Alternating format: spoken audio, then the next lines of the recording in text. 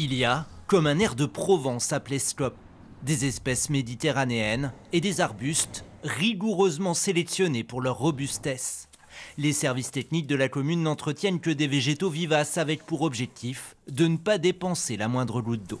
Si on n'avait pas fait ce choix-là, il aurait fallu arroser, il faudrait consommer de l'eau. Aujourd'hui, c'est une denrée qui va se raréfier quand même, il faut la préserver. Donc ne pas l'utiliser, c'est comme l'électricité, quand on n'allume pas de la lumière, on ne consomme pas d'électricité. Ben là, c'est pareil.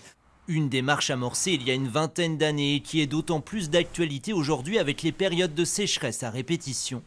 Les abords de ce tout nouvel espace culturel ont ainsi été complètement repensés. Lorsqu'il pleut, l'eau s'écoule tranquillement vers un ouvrage de rétention ou est directement absorbée sur place.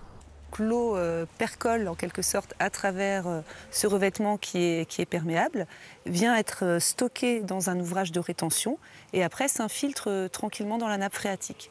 Donc ça évite finalement d'avoir des eaux de pluie qui ruissellent, qui se rejettent directement dans les réseaux d'eau pluviale.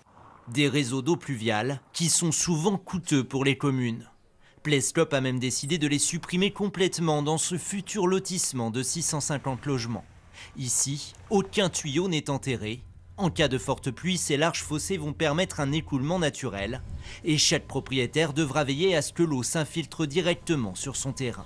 L'objectif, c'est de faire en sorte que les eaux restent donc le plus possible à la parcelle, qu'ils n'aillent pas alimenter les ruisseaux. D'autant plus qu'ici, on est situé près du golfe du Morbihan.